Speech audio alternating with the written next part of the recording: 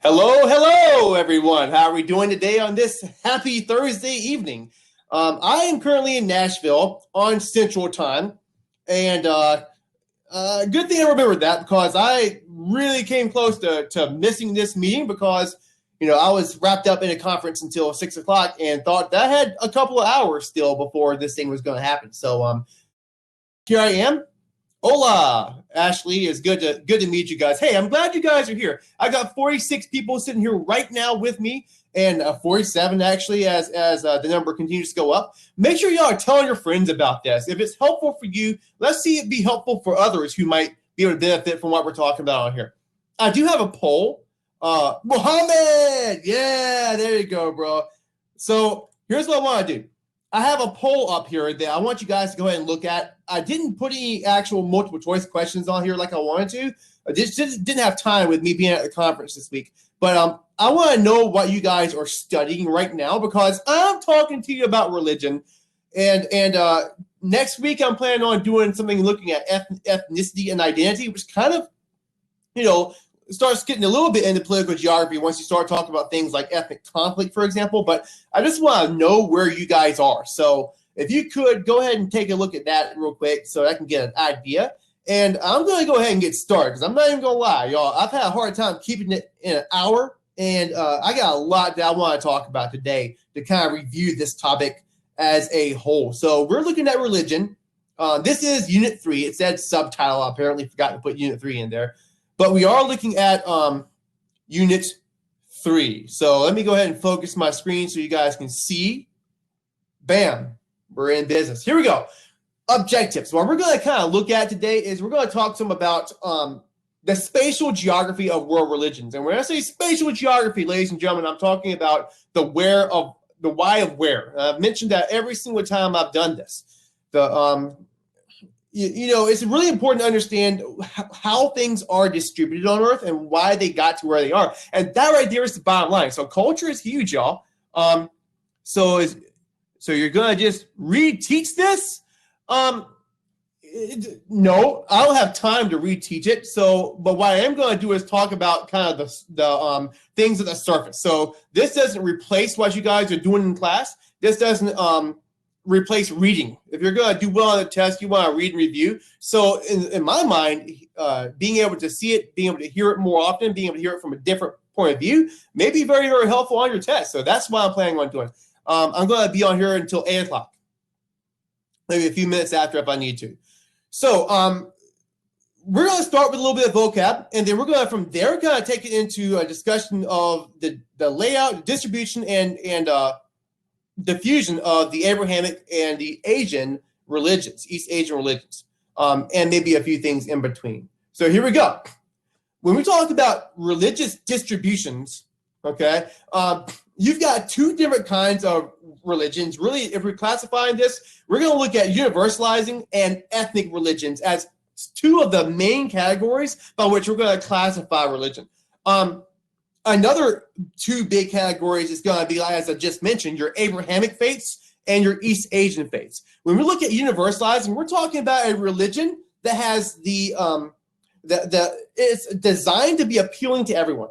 A couple of weeks ago, we talked about popular culture versus ethnic culture. In a lot of ways, the difference between a universalizing religion and an ethnic religion kind of goes back to that study. Okay, so universalizing religions have to be able to appeal to a large group of people because it hopes to spread. All right. The definition I've got here says attempt to be global by appealing to all people regardless of location or culture.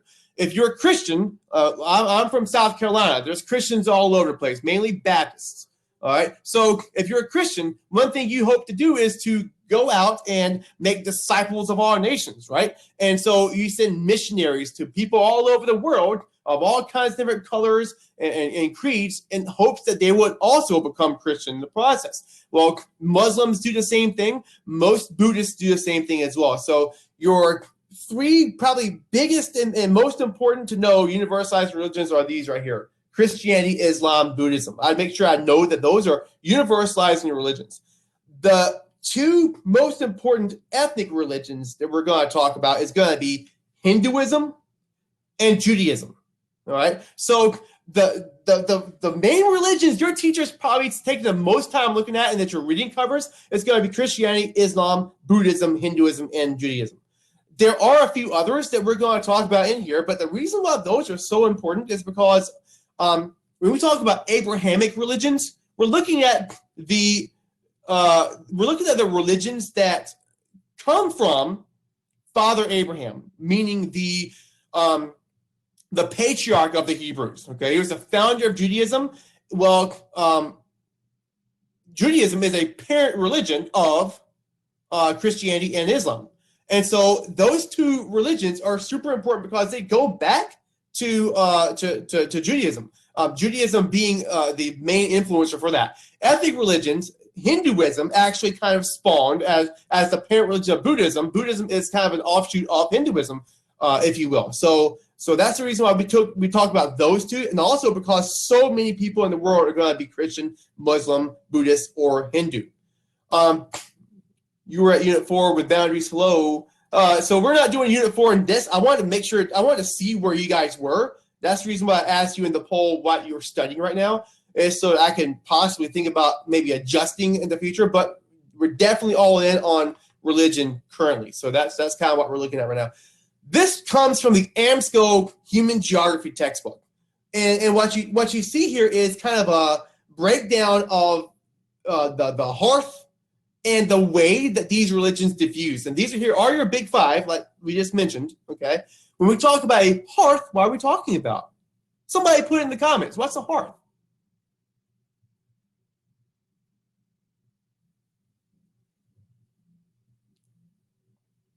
There we go. So you guys know your vocab. It's really important when we're talking about the spatial geography of these religions to know where they started.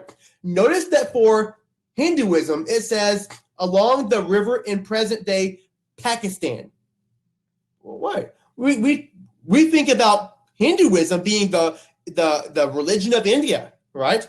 But it actually started where modern-day Pakistan is. Make sure that you guys know these things along the Indus River Valley, which was actually in modern-day Pakistan. For Buddhism, it starts in what is present-day Nepal, which is actually a very, very small country compared to India along the mountains. If you look at a map of India, which I'll actually show you this a little bit later, you'll see that. Can I follow along in my book? You can. I'm not 100% following Rubinstein, but this PowerPoint is very much based on my PowerPoint, which did follow the book. There's going to be a few things in there as well, and I will be going kind of quick through as we get a little closer to the end. So it might not be exactly the same order as your book, is what I'm saying. But if you would like, then you can try to do that for sure. This chart here kind of shows a pie chart of 100% of people. So all of this is 100%. Notice that your largest religious groups are going to be Roman Catholic, Protestant, Orthodox. All of these are going to be Christianity. So almost a fourth of the world is going to be practicing some form of Christianity. Your second largest religion in and of itself is going to be Islam. And you've got two branches of Islam that predominate, and that is the Sunni and Shiite. But then you've also got other Islam, which kind of includes all those other branches that might be a little bit smaller in scale. So Islam and Christianity collectively make up about half of the world's population. The next largest religion is Hinduism, okay?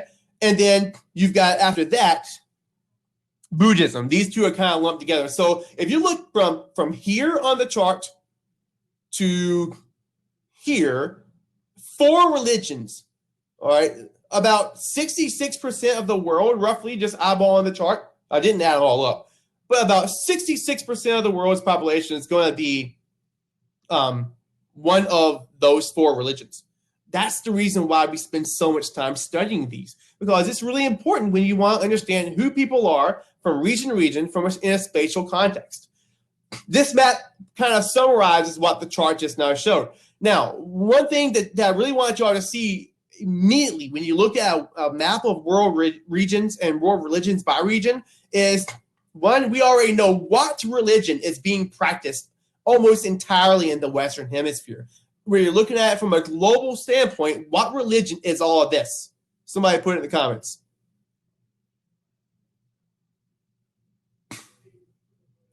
What overarching religion is all of this?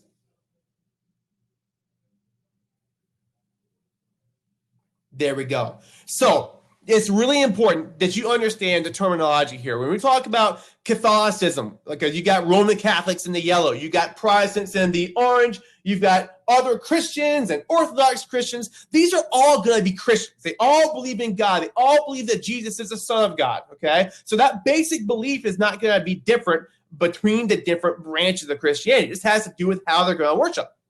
All right, so all of the Western Hemisphere here, from the United States all the way down to the tail end of Argentina, are going to be Christian. Then also in Europe, the predominant religion, okay, is going to be Catholic Christianity in the south. We're going to look at a map of this a little bit later. It shows just Europe, but you got Catholic Christianity in the south, Protestants up north, and then your East Orthodox is going to be over here, practiced in Central America, Central Europe or Eastern Europe, and Russia. Okay, so yes, it is partly because of colonialization, maybe entirely because of colonialization. Some missionaries as well, but the early spread comes during the Columbian exchange years. Okay, in the 1500s, you got Age of Exploration, which is going to lead to the relocation of Christians from Europe into the Americas. And that today is why the majority of Catholics live in South America, not over here in Southern Europe where the Pope lives. All right. So we're always asking these why aware questions. That's the why aware of Catholic Christianity. It's Thanksgiving. Thanksgiving is coming up. We talk about pilgrims leaving, these Puritans leaving the United Kingdom in search of religious freedom. Many of these Protestant groups moved into the Americas in order to seek out the freedom to worship, or the separation of church and state. When we say separation of church and state, separation of church and the Anglican Church and the British, as well as other groups that were trying to escape government control of religion in other countries as well. This map shows kind of the same stuff. You can see that there's less color variation, so it's easier to digest where the Christians are versus you got all of Russia is going to be shown as predominantly Eastern Orthodox, so it's a little bit more clear here. Notice also, I want to look back at this one for a second. What's going on here? What's this gray color? You got this gray color in China, in the Koreas, and a lot of Central Asia, and a lot of Eastern Europe. The gray color means non-religious. Sometimes you will see it as atheist and agnostic. Sometimes you will see it as secular, which is a word that we had a few weeks ago when we talked about popular culture. Such a great refresh in my brain because I nearly forgot what I learned in this unit. That is good stuff. That's why I'm here. So when we talk about these non-religious groups, it doesn't mean that there's no religion there. It doesn't even mean that they might not even claim religion. It just means that they don't have an emphasis on it strong enough to change the way they're going to live. They might be cultural Christians. They might be cultural something else, but they have a very secular focus. And you're starting to see more of that in many parts of the world. As you can see in this map here, this graphic shows that the percentage of those who say they are Christian is going to be the highest, okay, in the dark blue. And then in the light blue, you've got people that are maybe a little bit less Christian. Now, notice that automatically you lose North Africa, you lose almost all of Asia. Well, these guys aren't Christian at all. They don't even practice that as their religion. But if you look at places like Western Europe and the United States and Australia, some of the most developed countries on earth, you're starting to get down in this 60 to 65% range. In parts of Europe, like in France here, you're actually getting down to the 40 to 50% range of those who are Christians. So there's a huge secular focus on people who are doing well, because a lot of times we put our faith in God that he will pull us through in times of need or in times of hardship. Well, in the richest places on earth, there might not be as much of that. So development and religion kind of do this, okay? As countries get more developed, religious feelings tend to go down a little bit.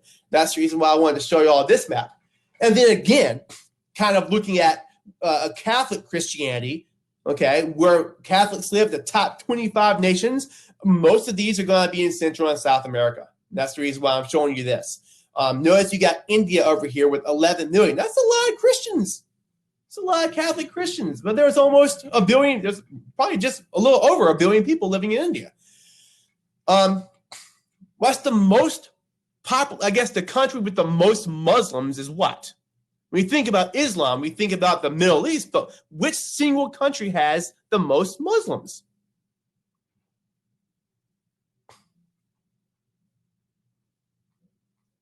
Put in the comments. Y'all know where this is going.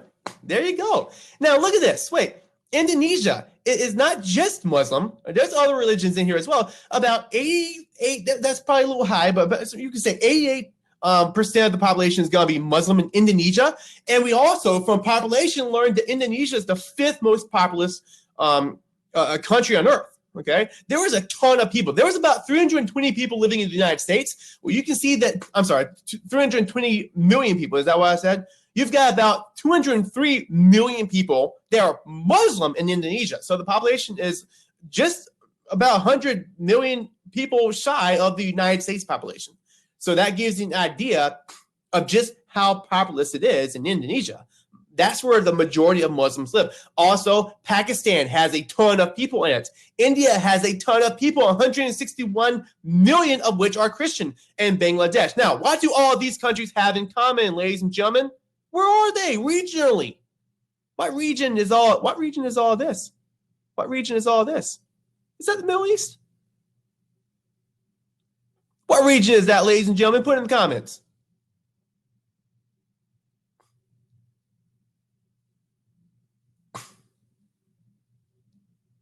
South Asia, all right? South and Southeast. When you think about Indonesia, this is kind of in your Southeast and Oceania region, but you can say South and Southeast Asia. Ladies and gentlemen, test question. That's on my test, okay?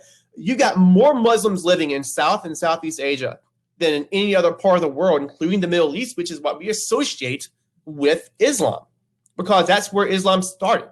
And that's where it initially spread. But it's really important you guys make this connection as you did. Now, I had some comments up here. I didn't miss them. I just wanted y'all to answer my question first. So I got asked, what is the largest Christian denomination? Okay. When we talk about denomination, you're automatically looking at the subdivisions of Protestantism.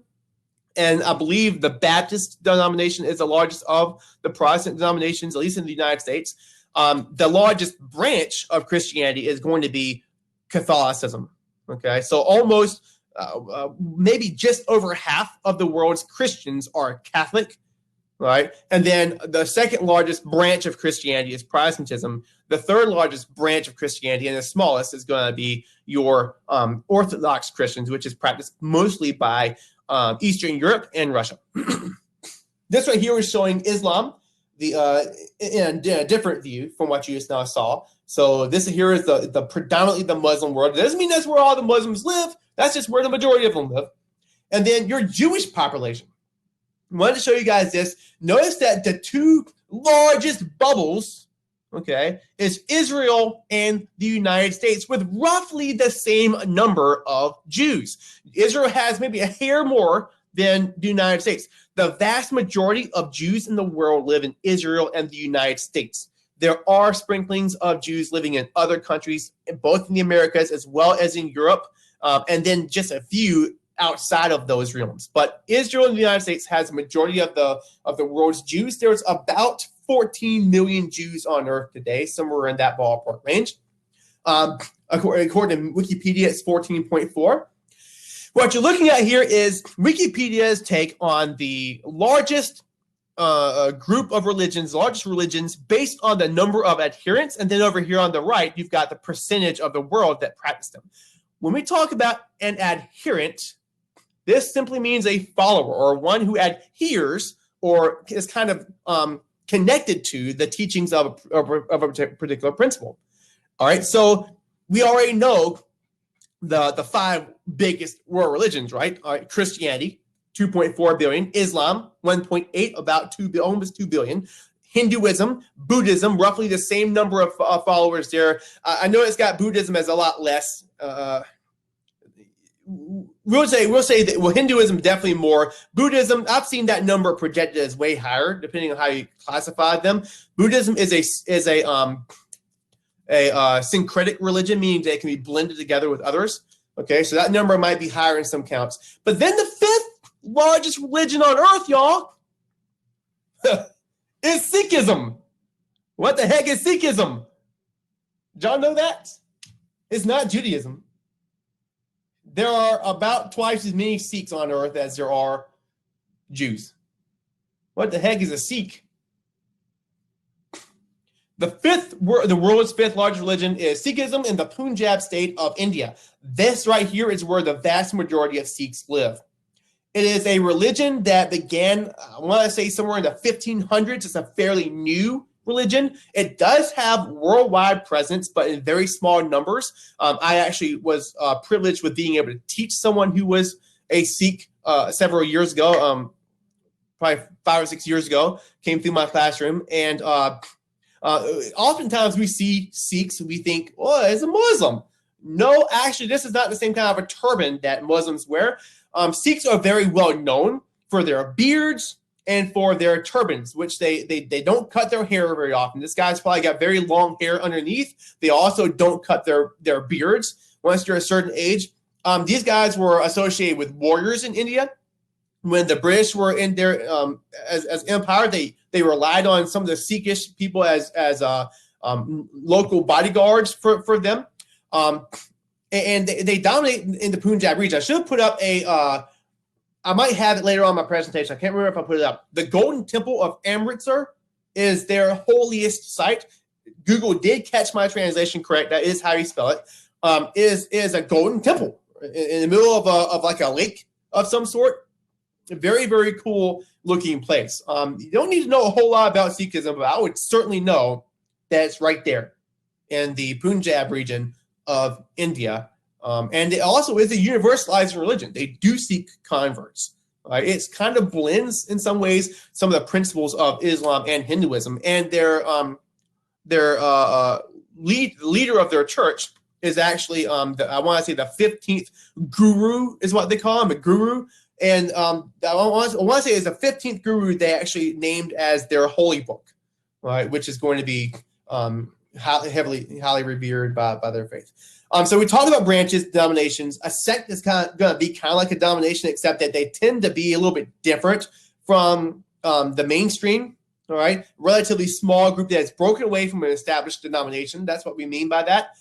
When we look at, we've already talked about that. This one here is a map that shows the regions of Europe that practice different branches of Christianity.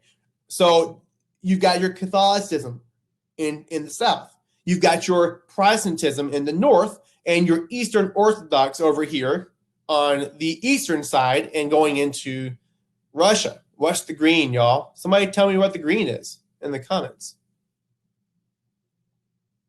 Spatial awareness time.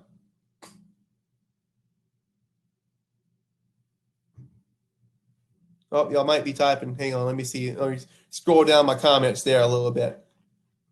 Everything's on the test. Jennifer, yeah, you gotta know this stuff. This is Islam. The green is Islam, right? Yeah, the part I don't really expect you guys to be able to read this map, but yeah, I want y'all to be able to look at the colors and make associations with the relative location and what religion it is. And we already know that the headquarters of the Catholic Church is going to be Italy. Well, it's going to be Rome in Italy. That's where the Pope lives, in Vatican City, which is a small little microstate within, just outside of Rome. All right, so distance decay. The further away you get from something, the less that phenomenon is going to occur. Well, most Catholics, even after the Protestant Reformation, remained close to Rome, which is why the majority of Southern and Western Europe is going to be Catholic. Now, this here is Germany. All right, Martin Luther in the 1500s is from the German state of Wittenberg. All right, and he started the Protestant Reformation. It began in Germany. People that were in the northern part of Europe, in Germany, in Britain, because of Henry VIII, and in Scandinavia, they are Protestant. And then because of migration, many of your Protestants moved to North America, okay, during exploration. Your Catholics, because of Spain and Portugal, moved to South America and Central America. which is why Catholicism predominates there. This map here is showing you a spatial distribution of the church of Christianity in the United States. And notice that you got your denominations, your Baptist denomination in the South, in the Bible Belt. Okay, this is where I'm from. There are tons of Methodist and tons of Lutheran churches as well, at least in South Carolina. You see them all over the place. But about 50% of these people are going to practice the Baptist faith. Okay, you've got a lot of Lutheran churches up here. These guys are of German descent, a lot of German migrants. You've got your, what's this kind of a gray color over here? It says the Latter-day Saints. The Latter-day Saints. That's the Mormons, y'all. Okay? So Mormons, they are like Christians. They believe in a separate book of the Bible called the Book of Mormon. Okay? Mainstream Christians don't accept them as a part of Christianity because of that, all right? But they're close enough culturally that they make it on this map as a branch of Christianity. So just make sure that you guys know that distinction, but that's what this area here around Utah is showing. And that is also a universalizing religion. You also see a lot of Mormons globally. I know that when you're between 18 and 20, I believe it is, most Mormon young men will go on missionary, I don't know what you call it, but they'll go through a phase where they will travel somewhere, stay with someone, and just go on the bikes, go in pairs. They try to persuade you to join their faith, right? So a new global perspective, what this right here does is, let me look at it real quick. Okay, I want to show you all this because look at the purple color and then look at the key for this map. This kind of reiterates what I was just talking about. There is a lot of secularism, a lot of, I guess, if you go back to one of the earlier, after the stream, are you emailing the PowerPoint? I need to get with Amanda and see if you guys can access it in the drive. I believe that there is a drive, Google Drive, that y'all have access to. If not, I will see what I need to do to get these to you guys and see if that's something that's possible or something that I'm allowed to do. But yeah, no, join us anytime. So anyway, the point that I'm making here on this map is that, yes, there's a lot of secularism. If you go back to the pie chart I showed you, which is in the Rubenstein book, you can see that there is a lot of like a large chunk of the world's religious groups are actually non-religious. All right, so that's increasing with development. And what you see here is the most developed parts of the world are the places that are the most non-religious. All right, development and religion. Branches of Islam. Just like you've got, hi, Miss Goldberg. Miss Goldberg is here. I hope that you are, I appreciate you coming in and supporting. So you've got the Sunni branch, Sunni and Shia, the Shia, Sunni and Shia, okay? Sunni makes up about 83% of all Muslims, and Shia is only 16% of that. So we talk about that the Sunni and Shia today in modern politics. We know that Iran is predominantly have a map. This here is Iran in the blue. They are almost entirely Shia Muslims, okay? About 90-something% of their population is going to be Shia Muslim. Saudi Arabia over here is Sunni. Well, the news, don't these two groups just kind of like, they hate each other? That's because today, Sunni and Shia is almost more of a political difference, or almost like a political ideology, more so than a religious difference. And if you talk to a true Muslim, they'll tell you this. Essentially, they believe the same thing, but the split goes back to the origin of Islam. You see, Muhammad, when he came up as the final and greatest of all the prophets, according to the Quran, he died without having explicitly named a successor. Now, about that, Abu Bakr, no, I was right the first time. Ali, who is the son-in-law, I believe it was, of Muhammad, claims that Muhammad told him privately that he would be the successor of Islam. But the tribal Arab groups after the death of Muhammad, decided that they would vote and elect based on their tribal ways who the next successor of Muhammad was going to be, and it was going to be a guy named Abu Bakr. And so Abu Bakr becomes the first of what we call the rightly guided caliphs. Okay, and caliph is like a leader in Islam.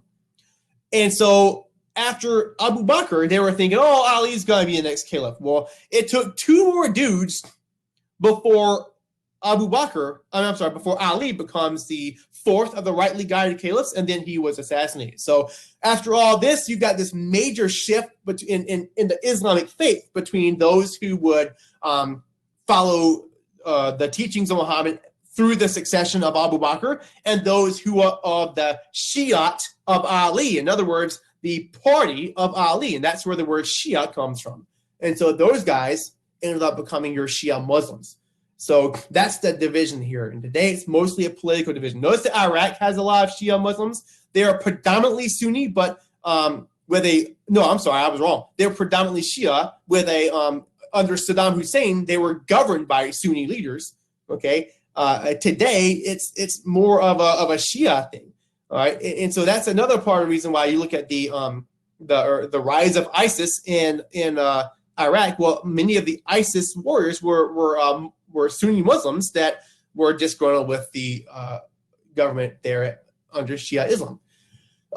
Branches of Buddhism. So we've looked at branches of Christianity, Catholic, Protestant, and Orthodox Christianity. We've looked at the branches of Islam, your Shia and Sunni. Most of your Shia lives in Iraq, or Iran, Iraq, okay? And then now we're looking at Buddhism. And you've got three major branches that you need to know about their spatial distribution in Buddhism. That is, first, the majority branch is the Mahayana. Mahayana, about 56% of all Buddhists. Theravada make up about 38%. And then this one here is pronounced Vajrayana. Vajrayana. I'll get it right. Vajrayana. And these here are like your Tibetan Buddhists. All right. This is very, very wordy, what I've got here. And more or less what it's showing you is that your spatial distribution, okay, in places, now again, we know that China is predominantly agnostic or non-religious, all right? There's also a large number of people who practice indigenous Chinese religions like Taoism, but Buddhism spread in China, okay? So you've got your Chinese, your Koreans, who are also predominantly agnostic and secular, and then Japan. Also, all these are going to practice a form of Mahayana Buddhism.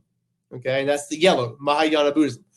Your Southeast Asian countries, Burma, Laos, Thailand, Cambodia, they're going to predominantly practice Theravada, all right, which is like a more,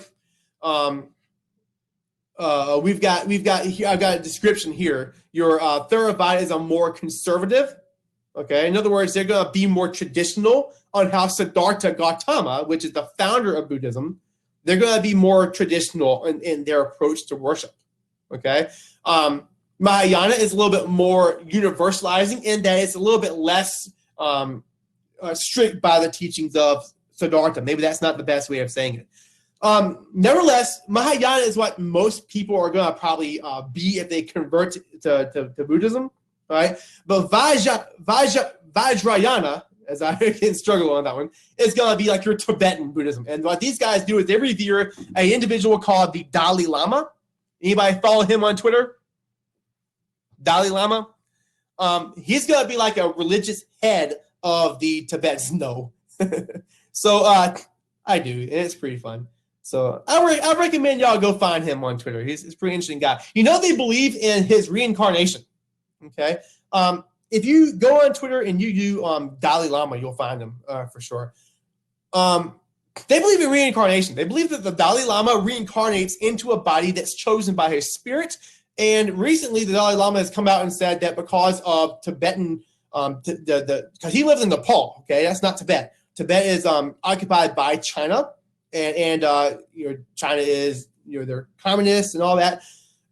They don't like the idea of having a religious group kind of off in this way. So they, the Tibetan leaders is actually living in Nepal. He says until Tibet is free, he's not going to be reincarnated. So that's what he's saying. So I wouldn't anticipate a new Dalai Lama after the current guy. I can't remember his name off the top of my head.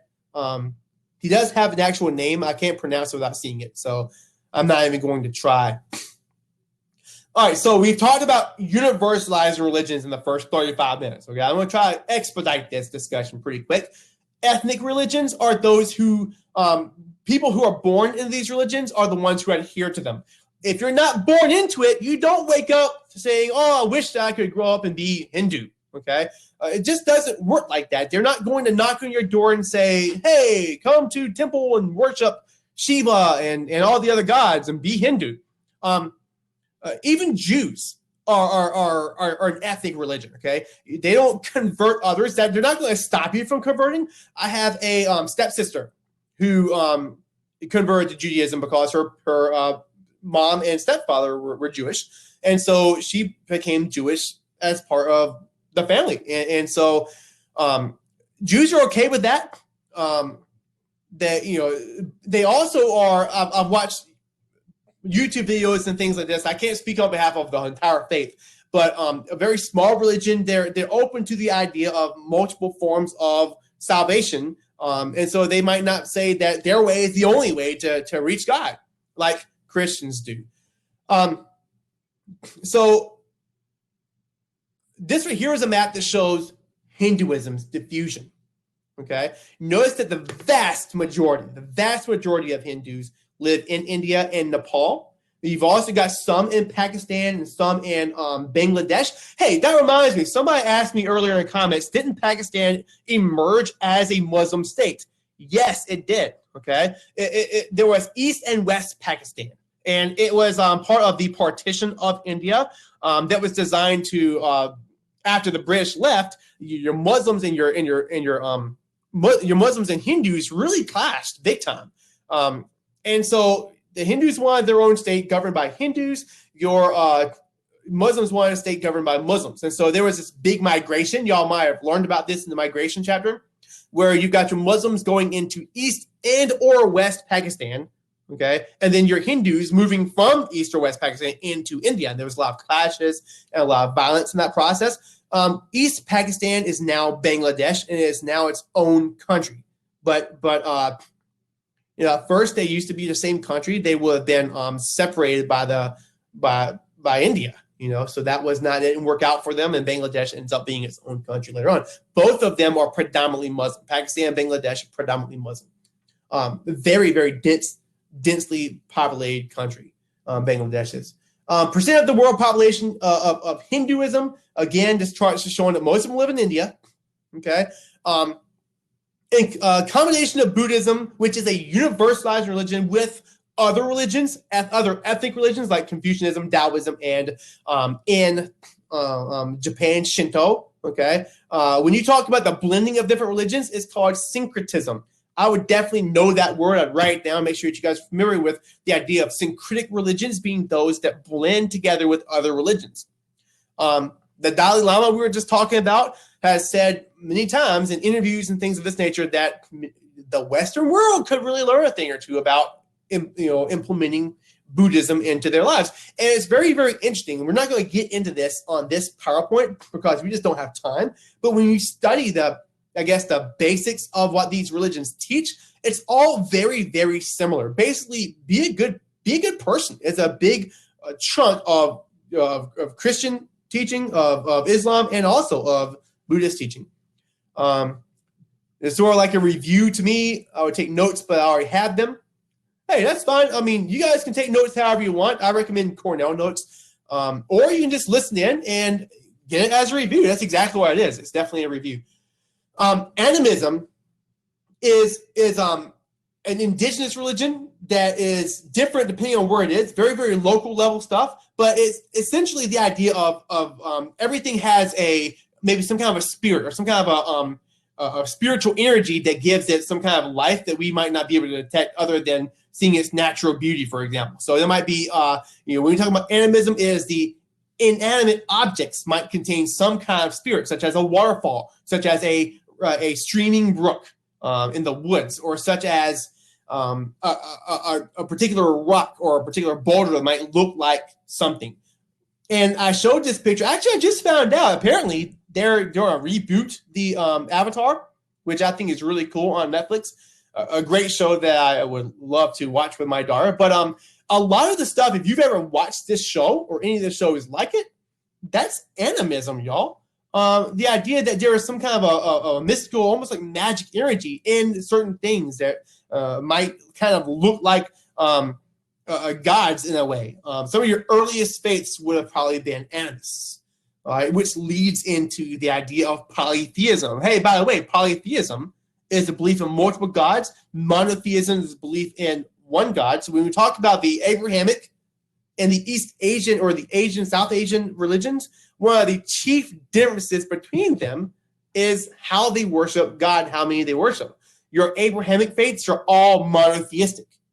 Your South Asian faiths are all going to be polytheistic. Okay? That's one of the big differences here. Judaism as an ethnic religion. When we talk about ethnic religions, they don't seek converts. They don't want to move. They're geographically attached to a certain region on earth. In Judaism, the ancient holy house where God dwelled was the temple, right? So Judaism couldn't be somewhere where the temple was not. Doesn't that make sense? In Hinduism, there is a strong religious attachment to some of the geographic features, such as today the Ganges River is the holiest place in India, in Hinduism. All right. So when you think about ethnic religions, there is a geographic significance to where they are. Judaism, though, we already know that about almost half of the world's Jews live in the United States and almost half live in Israel. Well, and a lot of them live in places other than Israel or the United States. So that diffusion happened through relocation, right? Last time we talked about relocation diffusion as opposed to contagious diffusion.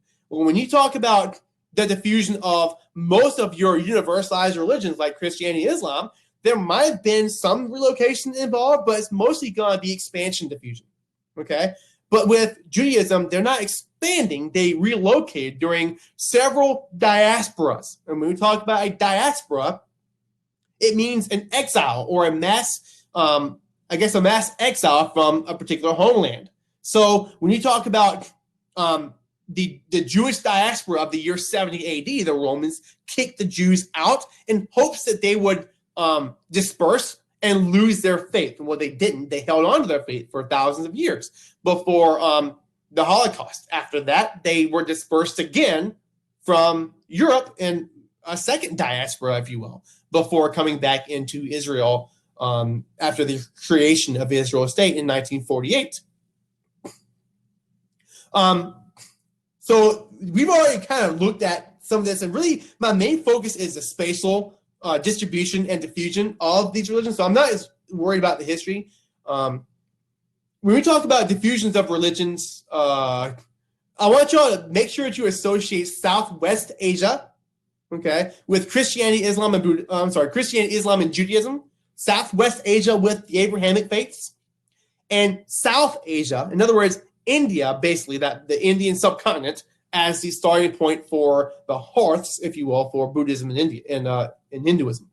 This right here kind of shows that diffusion process, with the Abrahamic faiths having started in both Israel, and also here is where Mecca would have been. This is the origin, the hearth of Islam, all right, which spread throughout North Africa and even parts of Asia and Indonesia. And then this right here is the hearth of Buddhism. And the hearth of Hinduism would kind of be over this way in current day Pakistan. Not going to spend too much time on this because I'm running out of time. But when we look at religion and we look at Christianity, I want you guys to know that Christianity, I mentioned this a couple of weeks ago, diffused in all different manners of the diffusion that we're talking about, both relocation and expansion. Okay, so early Christians would have moved to larger cities. Right? They would have relocated, okay, and then told people in those large cities about God and tried to spread Christianity. This is a form of hierarchical diffusion. I've got a map here that shows some of your earliest cities. You've got cities like, as I try to get a little closer, Corinth, Ephesus, Antioch, Philippi, Thessalonica. Many of the epistles or many of the New Testament writings of Paul were based on his writings, his letters to these particular large cities where Christianity first started in Eastern Mediterranean region. So that's hierarchical diffusion. Then from those particular points of, those particular cities, it began to diffuse contagiously throughout those areas to people that lived in more rural areas. And then eventually Paul moves over here to Rome. Now, Rome at this time was starting to struggle a little bit in the West. The West was kind of falling apart. Diocletian, who was very, very mean to Christians, very big persecutor, moved the capital over to Constantinople. And under Emperor Constantine, it went from being called, it actually became called Constantinople. It went from being called, not Byzantium, that was later. What was it called before that? I can't remember. But it started being called Constantinople named after Constantine. And then he actually makes the official religion of the Roman Empire Christianity. That's another example of hierarchical diffusion. And then relocation diffusion of Catholic Christianity would be when it moves overseas into the Americas, which we've already discussed. Islam, we've already said that it spreads from Africa, or I guess from Southwest Asia into North Africa, and a little bit even further north into Turkey. This is during the earliest expansion of Islam under the caliphates, the Umayyad and Abbasid caliphates. This right here is a picture of the mosque at Cordoba in Spain. So we don't think about usually Islam being a big deal religion in Spain, because today we know from that we just looked at that Spain is predominantly Catholic. But up until the late 1400s, the southern Iberian Peninsula was actually controlled by Muslims. And it wasn't until King Ferdinand and Queen Isabella, the same monarchs as St. Christopher Columbus overseas, all right, they were the ones that finished kicking out the Muslim presence in southern Spain in the end of a period known as the Reconquista, or the reconquest of southern Spain by Christian monarchs. All right, and then you've got the Inquisition after that, which is designed to get rid of all Jews and Muslims, anyone who's not Catholic Christian. Islam, relocation diffusion of missionaries. Religion has reached sub-Saharan Africa as well. Sub-Saharan Africa is mainly going to be a combination of a bunch of different faiths, such as your indigenous faiths, such as Christianity, but there's some Islam down there as well. Also, migrations of Muslims from Africa and Middle East has increased Muslim populations in Europe. So if you watch the news and you just got done with migration, you surely had learned about Syrian migration that really came to a big point in the Western world in 2014.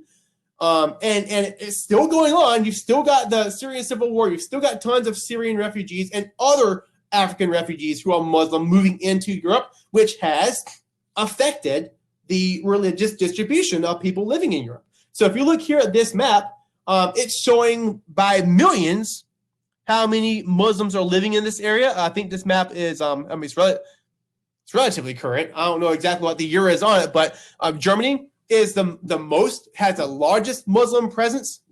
I'm knocking over my trash can here. Germany has the largest Muslim presence, followed by France and the United Kingdom. Okay. One of the things that the British were looking at whenever they were deciding whether or not they're going to do the whole Brexit thing was immigration through the European Union. They wanted to have tighter controls on immigration, kind of a common political theme, to be honest with you. And in order to do that, they would need to have the ability to be more strict on their borders. So that's part of the debate on why they decided to go with Brexit. We're supposed to be watching and learning about religion and talking about grades. Hey, if you guys are paying attention, y'all can talk about whatever you want to talk about over there. Just keep it clean. Buddhism, in terms of its diffusion, diffused relatively slowly from its origin in the northeastern India. You've got emperors and kingdoms and stuff. For example, the Magadha Emperor Ashoka. Ashoka is how you pronounce that. Would have spread Buddhism a lot in that area and eventually into China. Buddhism today doesn't have a large presence. Doesn't have a large presence at all in India. Most people who practice Buddhism has left, or they went back to Hinduism. But know that Buddhism emerged from India. I guess what was then part of India is now present-day Nepal. Siddhartha Gautama was actually the son of a warrior king, and was, according to legend, either destined to be a warrior king, the best of warrior kings like his father, or a wandering, what's the word they use? Like a holy man, like a wise man, religious teacher. And according to the story, he wasn't supposed to ever experience misery of any kind, but he eventually did and became the Buddha, or the enlightened one. This here shows the diffusion of Buddhism throughout Southeast Asia and even into Japan, where today most people are going to be are secular, but you do still see Buddhism combined with Shinto there. Other religions that we want to know about, just kind of, we're going to mention them in passing here. They're highlighted a little bit in the Rubinstein text. Is Jainism, which is predominantly in India, all right? Shinto, which is exclusively in Japan. Taoism, which is a Chinese indigenous faith, and then other indigenous regions like Native American religions, like sub-Saharan African religions. Other universalizing religions is, I've already mentioned Sikhism, but you've also got Baha'i, founded by a guy named Baha'u'llah in the 1800s, just before the Civil War, somewhere in the mid-1800s. This dude named Baha'u'llah in Persia, which is today Iran, founded Baha'i. Baha'i is how you say this, which is a universalized religion, very, very new, and also all-inclusive. They believe in the idea that God has revealed himself through literally every holy religious founder that's ever lived. So they will look at Confucius as the words of God, at Jesus, at Muhammad, at Abraham, at Siddhartha Gautama, the Buddha. All these different individuals would, according to the Baha'i faith, be a part of the teachings of God. Today, I really don't know, to be honest with you, where Baha'i is most located. I know that they were heavily persecuted in Iran, which is predominantly today Shia Muslim. I should know that off the top of my head. I don't. Their numbers are very, very small. I know that we do have a lot of Baha'i in the United States as well. So it's perhaps the majority in the United States. My guess would be U.S. and Europe, but I really don't know for sure. So maybe I'll follow through with that on next week and just kind of quickly tell y'all to the best of my ability. Sorry, I didn't know that offhand. This one here shows Jainism. Okay, again in India. Don't need to know a whole lot about it. Just associate Jainism with India.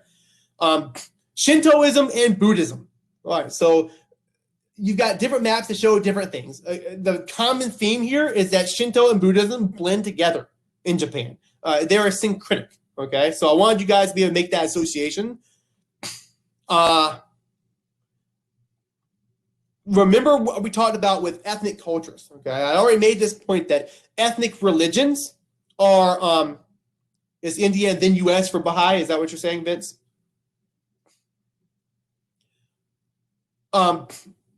Great. Thank you so much for that confirmation. I appreciate it. When we look at ethnic religions, they are like ethnic or like folk culture. Okay. Nobody wakes up in the morning trying to grow up to be Hindu or Jewish. Okay. People do try to actively convert you into Christianity and Islam.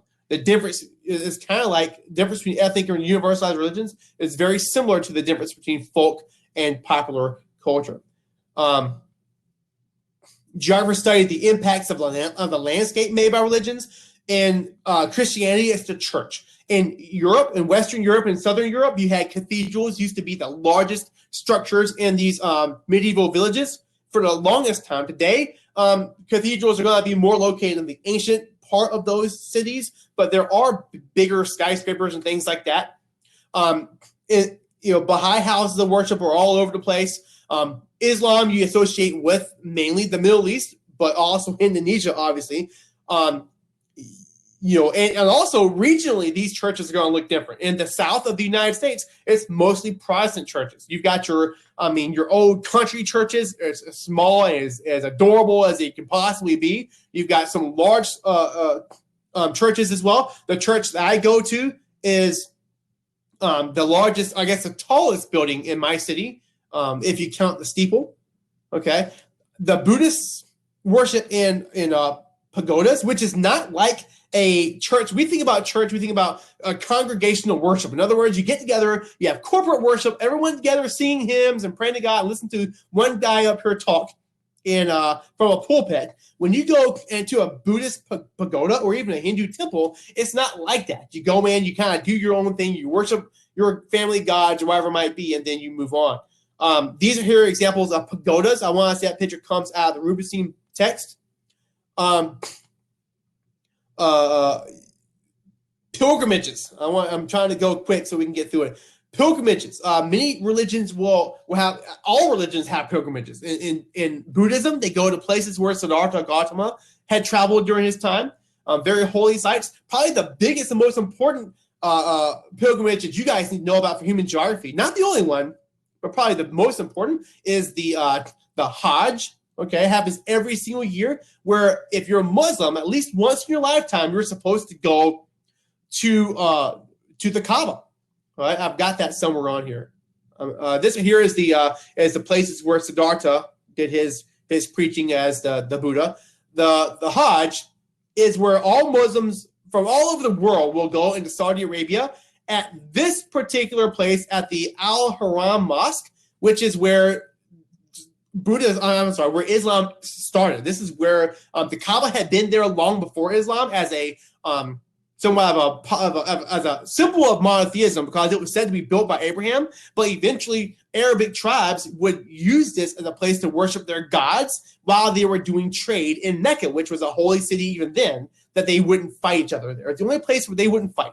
All right. But then when Muhammad came, he established monotheism, which is the core concept of Islam. It's a belief in one God. That's why there is no Holy Trinity, because they don't want to take any focus off of God the Father, or whatever, Allah as they call him. But then the Kaaba is the holiest site in all of Islam. The second holiest site in all of Islam is the Mosque of the Prophet, which is this place here in Medina, because you guys may have learned about the Hijra, which is a one-time migration from Mecca into Medina. For the Muslims were being killed by, the people of Mecca. The Meccan government was going to try to kill them.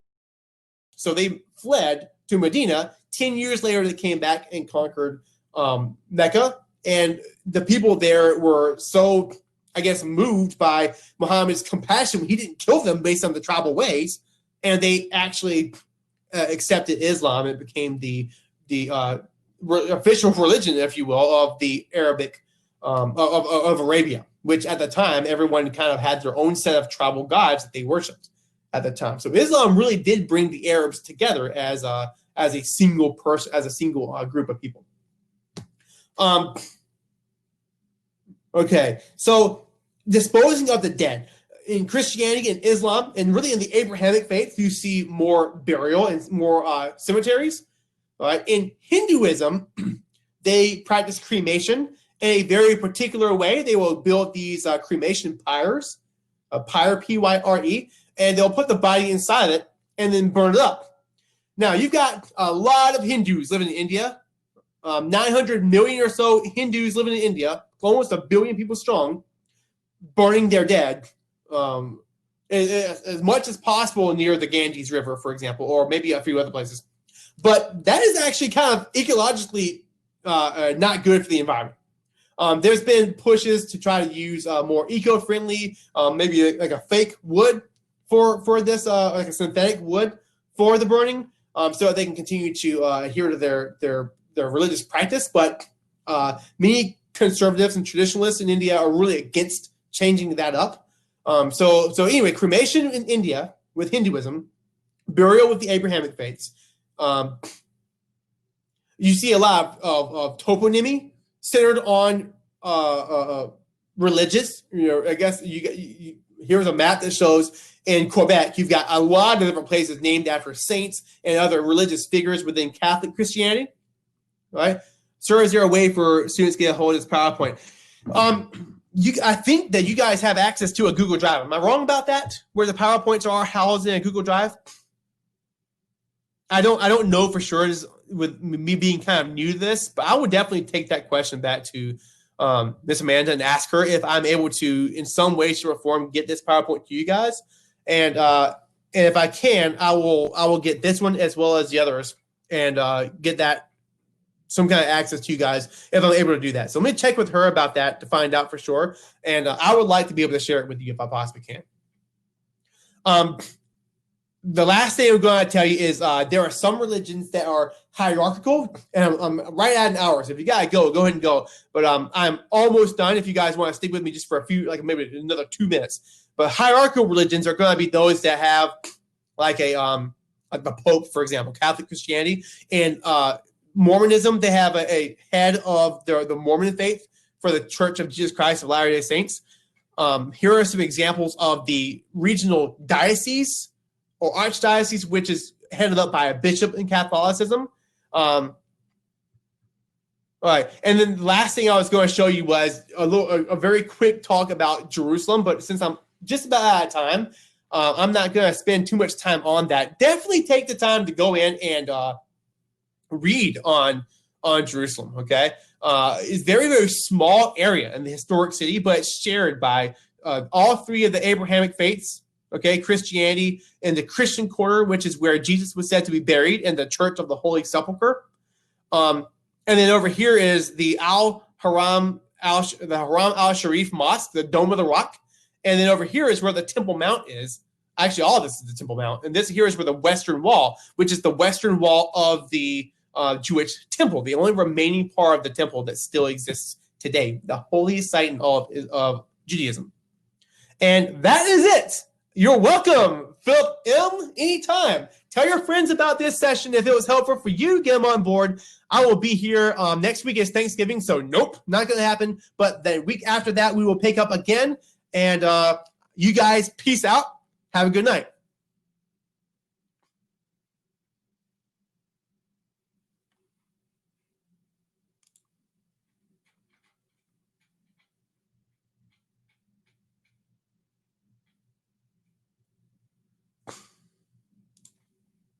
You wanted to see the summary. I will show you the summary. It's 2 pages. There's the first part of the summary.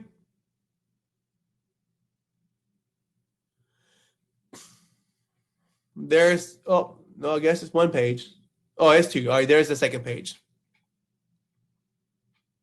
Oh, happy birthday, Chloe! Woo!